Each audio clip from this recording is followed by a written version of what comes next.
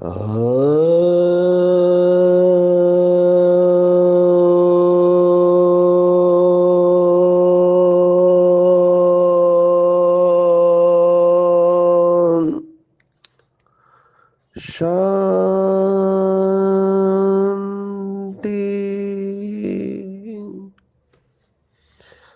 आज 26 नवंबर 2023 भारत में रविवार है।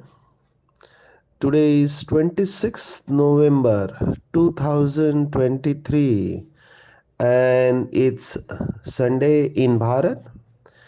आज की मुरली का जादुई रहस्य स्वयं को प्रेरणा देने के लिए Magical secrets of today's Murli for motivating the self। आज विशेष रविवार है तो बाप दादा के अव्यक्त महावाक्य है। रिवाइज डेट है 31 दिसंबर 1996, 31 दिसंबर 1996 की महावाक्य है। स्वयं इस मुरली के वक्त हम प्रेजेंट है, इसलिए वो दृश्य आज भी दिखाई दे रहा है। ये मुरली विशेष मुरली है। यज्ञ के हिस्ट्री में विशेष इसलिए है, जो पुराने बाबा के बच्चे हैं जानते हैं कि कैसे यज्ञ में जो भी स्थान बनाते गए वो छोटे पड़ते गए। जब साकार में मम्मा और बाबा थे तो मुरली जो चलती थी वो मधुबन के पांडव भवन में हिस्ट्री हॉल में चलती थी। वो छोटा पड़ा तो बाबा ने उससे बड़ा हॉल बनाया जो कि मेडिटेशन हॉल है, वो भी पांडव भवन में है। वो छोटा पड़ा तो बाबा ने सोचा ये तो दिनों दिन बढ़ते जाने वाला है, तो कोई विशेष बड़ा हॉल होना चाहिए। तो उसके बाद लैंडमार्क हॉल जो बना वो पहाड़ को खोद के बनाया गया, जिसमें सभी ने अपना तन मन धन लगाया, क्योंकि यज्ञ का इतना बड़ा हॉल पहले कभी नहीं बना था। तो पांडव भवन के सामने पहाड़ को खोदकर हर एक ने पत्थर उठाकर लैंडमार्क ओम शांति भवन हॉल बनाया, जिसमें 3000 के करीब भाई बहने बैठ सकते थे कुर्सियां और नीचे बैठकर। और इसका उद्घाटन 1983 में हुआ था। तो ये भी यादगार रहा और कई सालों तक ये हॉल चला। माना आप सोचो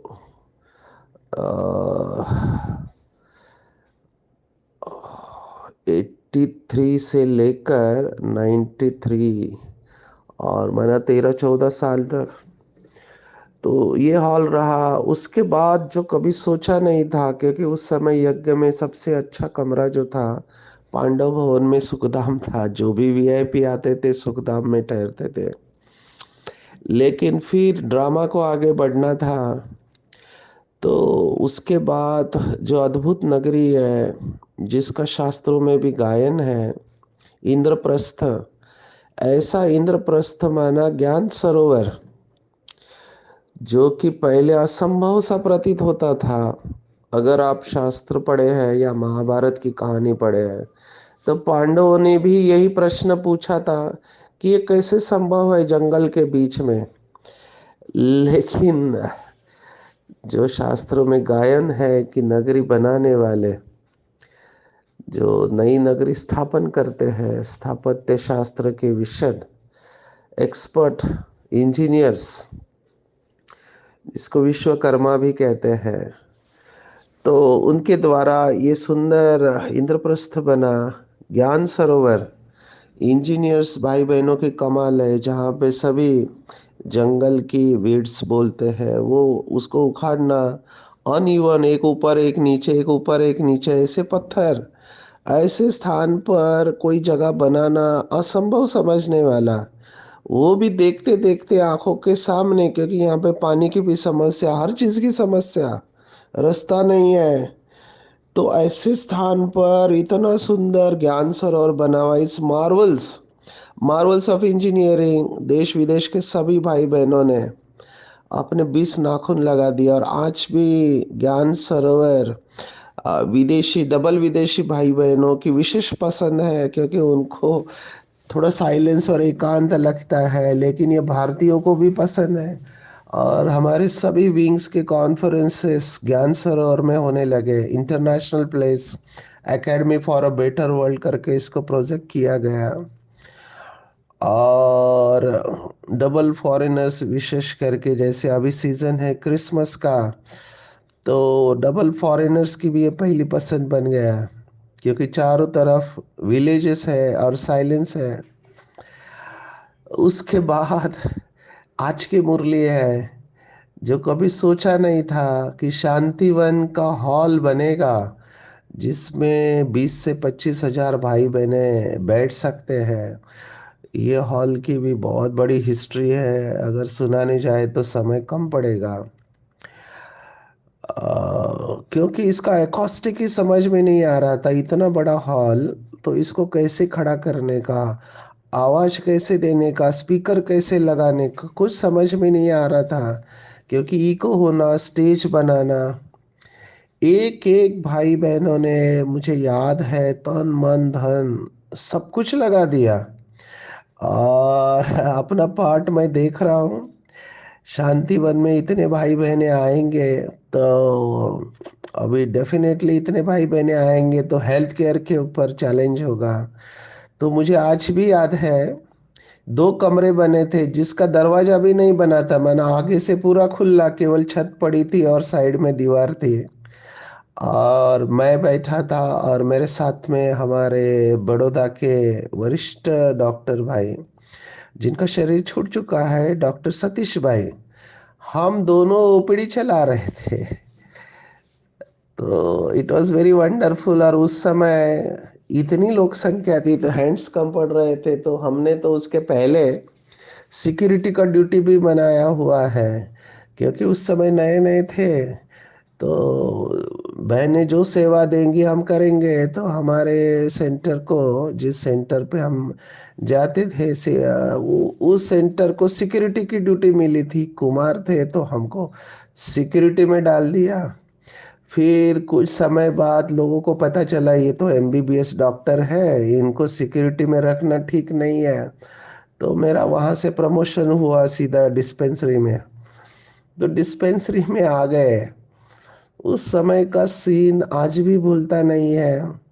मकान नहीं बने थे तो टेंट के टेंट लगे हुए थे सब जगह पे।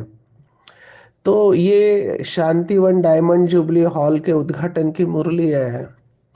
और सभी बहुत खुश थे, इतनी खुशी मैंने देखी नहीं थी। क्योंकि इस मुरली में तालियों के ऊपर तालियां, तालियों के ऊपर तालियां बजा रहे थे, क्योंकि बाबा पहली बार माउंट आबू से नीचे आबू रोड में आने वाला था। तो ये मुरली आंखों के सामने है। और बाबा ने मुरली में भी कहा कि नजर से निहाल करने वाले बाप दादा अपने स्नेही सहयोगी, स्नेह में लवलीन बच्चों को देख रहे हैं, और सबका प्यार देखते बनता था। और बाबा ने तो दिल ऐसे खुश कर दिया। ये बात बहुत इम्पोर्टेंट है, खास करके वो भाई बहने जिनको लगता है कि हम मधुबन में पहुंच नहीं पाते हैं। भारत तो छोड़ो, देश विदेश में है, हमारा एक भाई चाइना में है, कोई भाई अरब कंट्रीज में है, कोई कनाडा इतना दूर है, यूएसए है। कहाँ कहाँ बाबा के बच्चे जो पहुंच नहीं पाते, आर्थिक परिस्थिति के कारण या बंधन के कारण या छुट्टी न मिलने के कारण।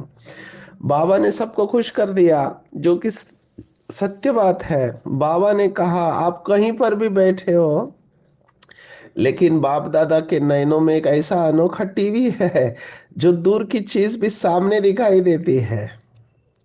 आप दुनिया के किसी भी कोने में बैठे हैं, लेकिन बाप के सामने है। ये प्रैक्टिकल है, हमने तो इसका अनुभव किया। पहले भी मैंने ये अनुभव सुनाया था, वर्थ रिपीटिंग जिन्होंने पहले नहीं सुना। मैं रैली में था 2000 में। दिवाली का दिन है। मैं बिहार के समस्तीपुर में सेवा कर रहा हूँ। बाबा का टर्न है और ऐसी तड़प थी बाबा से मिलने की कि क्या कर रहा हूँ मैं, ये भाषण करके क्या होने वाला है। लेकिन सेवा में कमिट किया था। तो हमारी गाड़ी शाम को जा रही थी, तो गाड़ी में बैठे बैठे मैं संकल्प कर रहा हूँ, वहां बाबा आएगा, बच्चों को दृष्टि देगा। कितने भाग्यवान है बच्चे, वो बाबा के सामने बैठे, और हम यहाँ कहाँ, वो राजस्थान का आबू रोड, और कहाँ मैं ये दूसरा कोना भारत का, बिहार समस्तीपुर। ऐसे सोचते सोचते इतना पावरफुल करंट आया कि मैं अशरीरी हो गया। बाबा की ऐसी शक्ति मिल गई। तो फिर पता चला कि आप दुनिया के किसी भी कोने में हैं, अगर आपका बाबा से सच्चा प्यार है, जिसको कहते हैं जिगरी प्यार है, तो बाबा की नजर आपके ऊपर है। ये फर्क नहीं पड़ता है। और ये बाबा ने बार बार कहा हुआ है कि बाबा के नयनों में सभी बच्चे समाये हुए हैं। ये बाबा की पावर है, प्लीज अंडरस्टैंड। वो सर्वशक्तिवान है। आप दुनिया के किसी भी कोने में है, बाबा की नजर आपके ऊपर है। तो बाबा सबको देखते हैं कि मेरा बच्चा क्या कर रहा है, क्योंकि वो भी प्यार से तड़प रहा है। कि प्यार का सागर भी बच्चों से बहुत प्यार करता है। ऐसे कितने इमोशंस बाबा के कैप्चर किए गए हैं। बाबा ने तो एक मुरली में ऐसा कहा कि बाप को भी परम धाम में बच्चों के बगैर चैन नहीं आती है। आप सोचो। तो मुझे लौकिक माँ बाप याद आए जो बच्चों के लिए तड़पते हैं। ये परमात्मा जो न्यारा और प्यारा जिसका गायन है, वो भी ऐसे ही कह रहा था। और practically when he sees it, when he says it, he means it। जब बाबा ऐसे कह रहा है तो दिल से कह रहा है।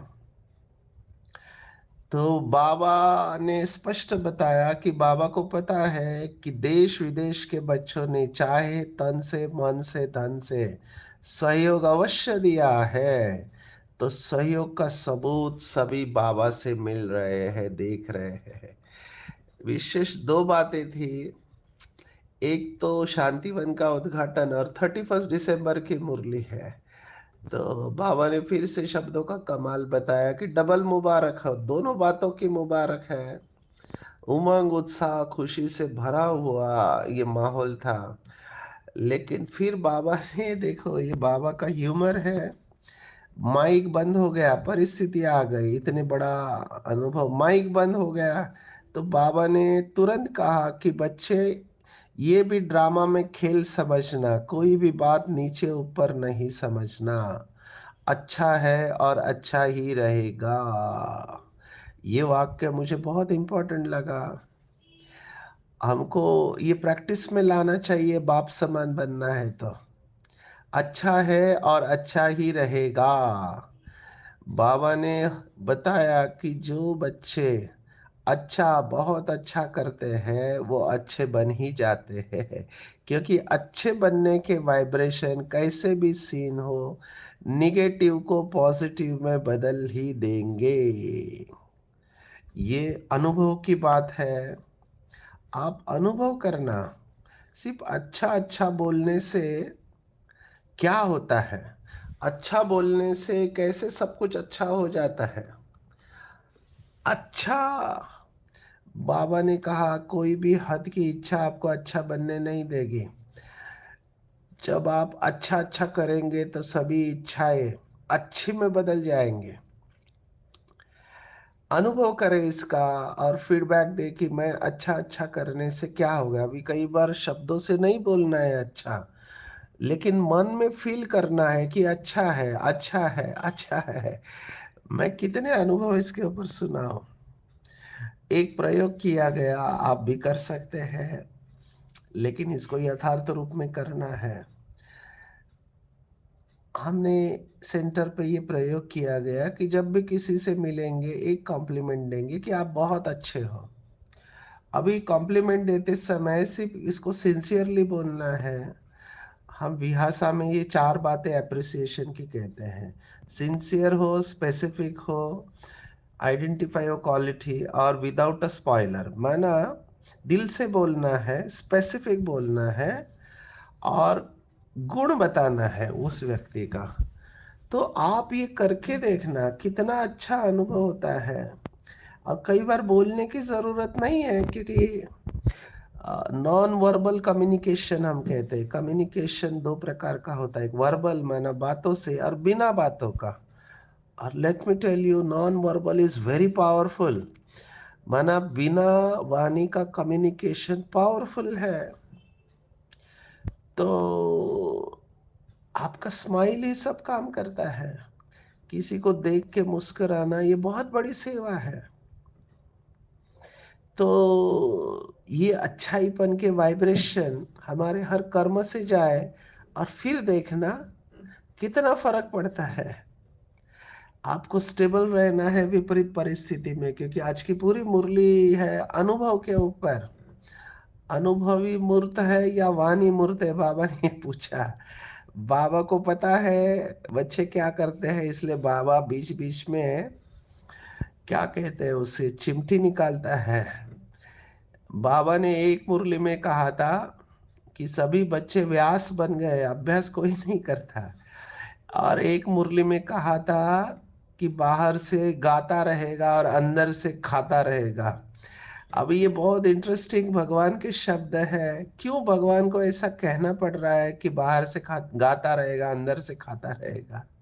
तो वाणी मूर्त माना जो केवल बोलते रहते हैं, बोलते रहते हैं, बोलते रहते हैं, बड़ी बड़ी बातें सुनाते हैं, सामने वालों को प्रभावित करते हैं अपनी बातों से। और मैं ये देखता हूँ कि कई सेंटर पर जाता हूँ तो कई लोग मिलने आते हैं और ये बड़ी बड़ी बातें करते हैं, तो मैं साक्षी होके फील करता हूँ, क्योंकि डिस्कनेक्ट दिखाई देता है, फील होता है कि बात तो बहुत अच्छी कर रहे हैं लेकिन वाइब्रेशन वैसे नहीं आ रहे हैं। तो बाबा अभी ये कह रहा है कि बच्चे वाणी मूर्त हो या अनुभवी मूर्त हो। क्यों बाबा को ये कहना पड़ रहा है? जैसे पिछले कई मुरलियां चली जिसमें बाबा ने कहा बच्चे वाचा के साथ मनसा भी पावरफुल रखो। ये क्यों कहना पड़ रहा है? क्योंकि बाबा को पता है कि वाचा पावरफुल है लेकिन मनसा पावरफुल नहीं है। अभी जो वाणी मूर्त होंगे उनकी बातों से लोग प्रभावित जरूर होते हैं, अल्पकाल के लिए प्रभावित होते हैं। जिसको बाबा ने अलग अलग तरीके से कहा है कि दिमाग का आवाज दिमाग तक जाएगा, दिल तक नहीं जाएगा। माना वो भी बोलने वाले होंगे, वारिस क्वालिटी नहीं होंगे। क्योंकि आज की पूरी मुरली अनुभवी मूर्त और वारिस क्वालिटी, ये दो शब्दों में आ गए। मैं अनुभव के ऊपर जा रहा हूं कि बाबा चाहता है कि वाणी मूर्त के बजाय अनुभवी मूर्त बने।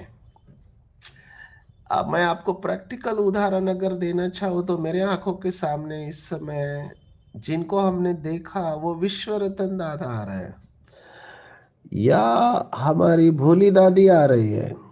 अभी इनको आपने स्टेज पर शायद ही देखा होगा, लेकिन इनके वाइब्रेशन फील करने जैसे होते थे, बहुत कम बोलने वाले। बाबा ने कई मुरलियों में कहा हुआ है कि गंभीरता जमा का खाता बढ़ाते हैं, और मम्मा गंभीरता की मूर्त थी। विश्व रतन दादा को तो हमने प्रैक्टिकली देखा है। आपकी जानकारी के लिए बता दूं, अष्ट रतन जो है, मुझे पता नहीं कौन होंगे, लेकिन जो कल्प वृक्ष का चित्र है उसकी जड़ में जो आत्माओं को बिठाया उसमें से एक विश्व रतन दादा है। तो ये आत्मा की विशेषता मैंने देखी, क्योंकि मैं इनका बीपी चेक करता था पांडव भवन में। तो इनके हाथ को स्पर्श करते ही आप दिव्यता का अनुभव करते थे, और ऐसे लगता था कि इनके अंदर हड्डी मांस ही नहीं है। जो बाबा कहते हैं फरिश्तों के हड्डी मांस नहीं होते हैं।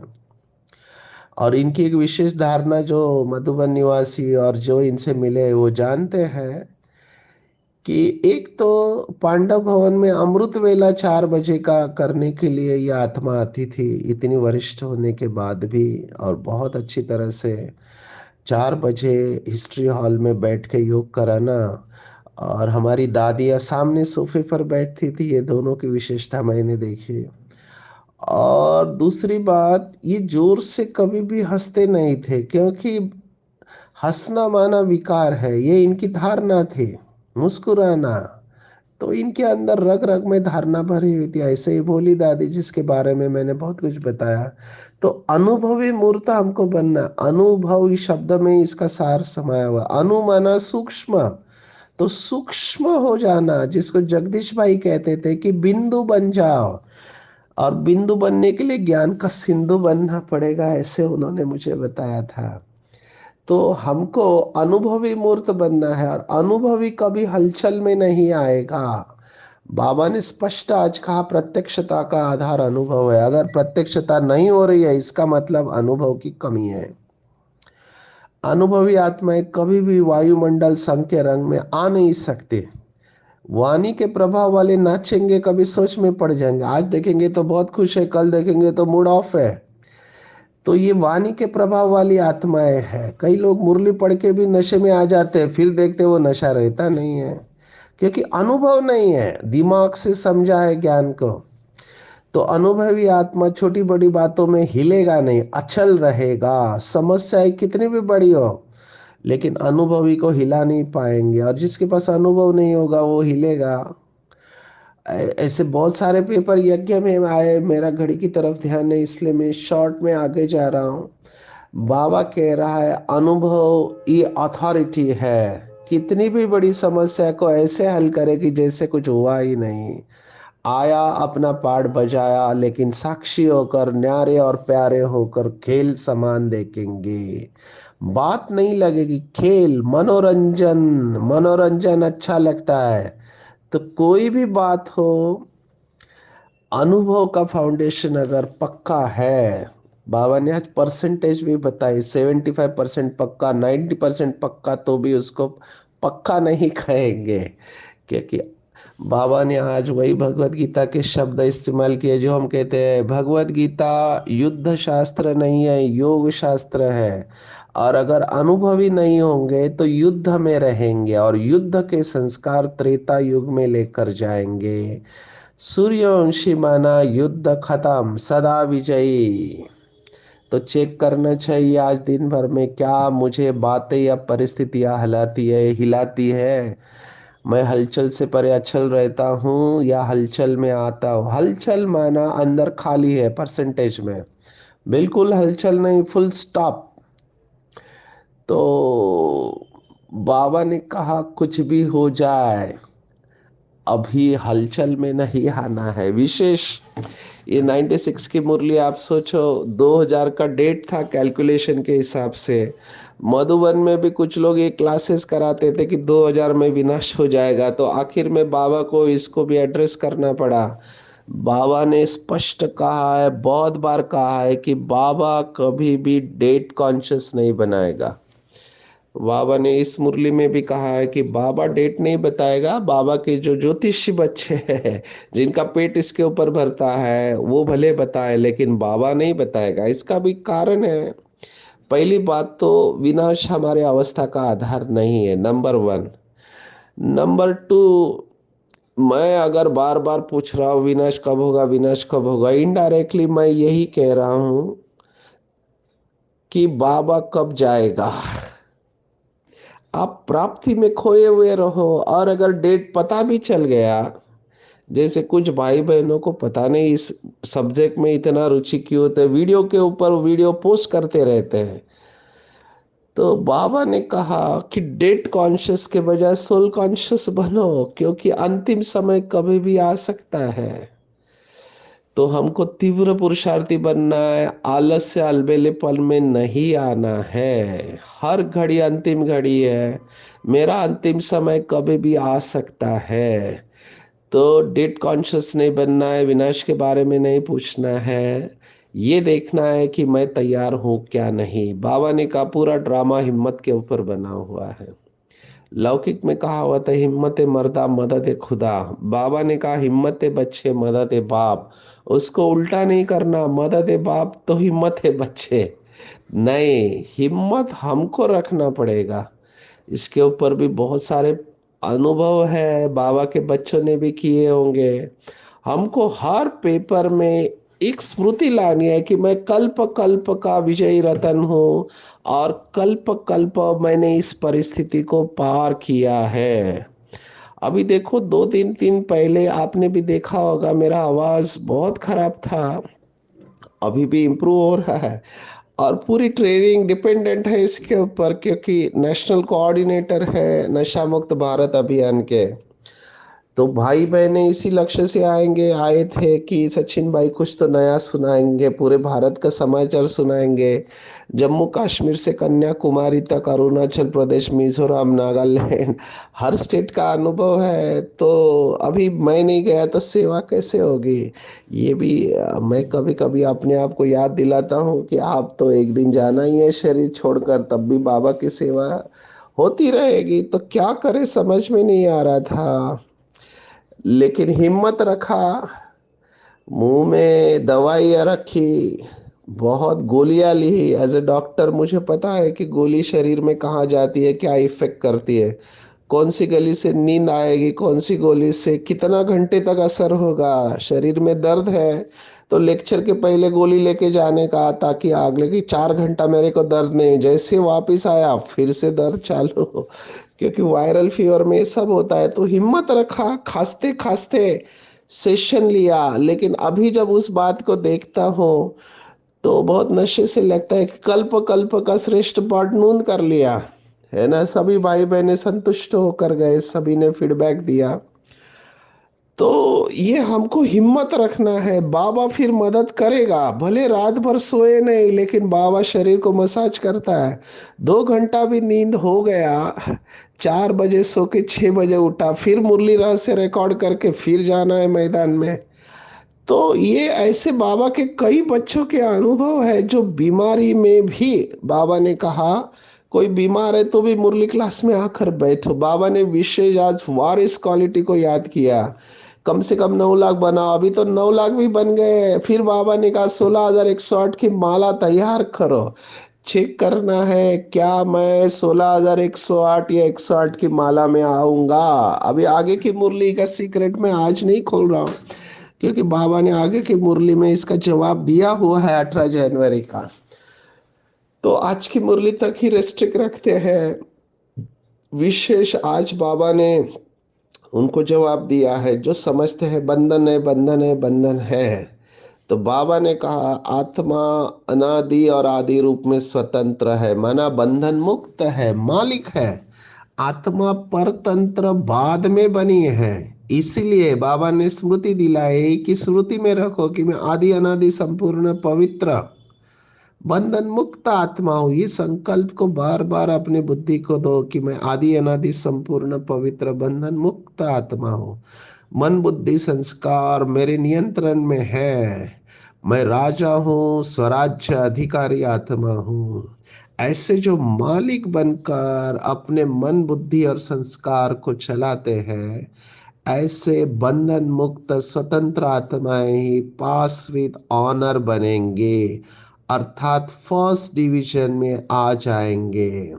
और ऐसे मालिक आत्मा जो सुख करता और दुख हरता बाप समान बनते हैं, वो दुख को भी केवल अपने ही नहीं, दूसरों के दुखों को भी रूहानी सुख में परिवर्तन करते हैं, और ये सच्चे योगी है। तो आज पूरे दिन भर में बाबा ने अपने संतुष्ट मनियों को याद किया है, जो अनुभवी मूर्त है। कितने बार बाबा ने कहा संतुष्टता संपूर्णता की निशानी है। मैं अपने आप को ये बीच बीच में याद दिलाता हूँ कि तुम जो कुछ भी कर रहे हो, क्या तुम संतुष्ट हो या भाग रहे हो? क्या तुम समाधानी हो या भाग रहे हो? तो बीच बीच में अपने को याद दिलाते रहना चाहिए, क्योंकि माया आपको ऐसे फटकाएगी, ऐसे ऐसे संकल्प आएगी, नहीं भागो, ये करो, वो करो।